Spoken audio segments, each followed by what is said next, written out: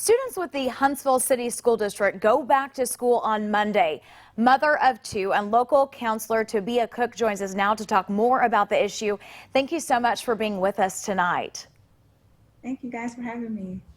School starts Monday. How are you feeling about things at this point? I'm a little bit nervous, but I definitely feel prepared, a lot more prepared than before. So receiving a little bit more clarity from the school about, what learning will look like has definitely calmed, my nerves a little bit about virtual learning. How are your children feeling about things? They're excited about the fact that they don't technically have to go back to school quite yet. I'm not really sure if they kind of understand the extent to which virtual learning will happen, but they are excited to at least be able to socialize at some capacity with their peers and their teachers again. What are your plans after the first 9 weeks of virtual learning?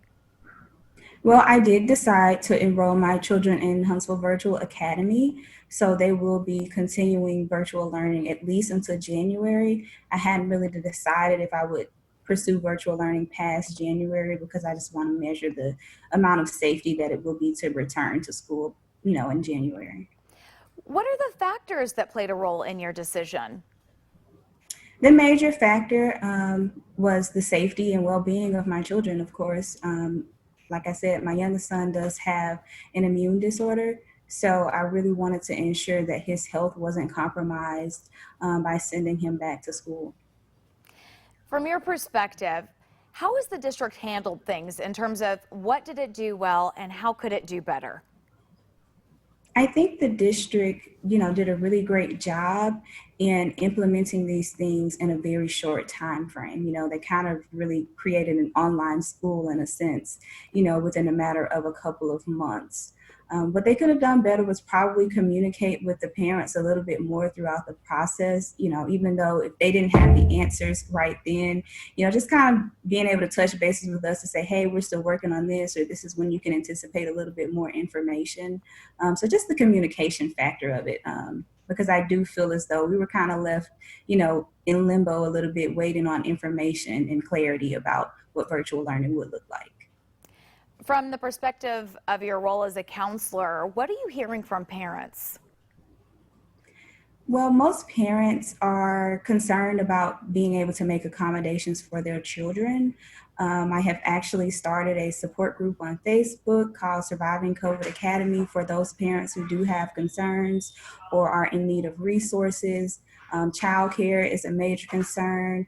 Being able to access tutors and provide the academic assistance that their children may need is also another concern. So I just really wanted to find a way to support those parents and educators as well, because this is all uncharted territories for us all.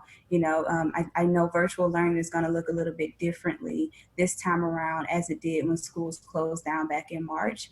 So I did, create a support group to kind of help parents like myself navigate through the process.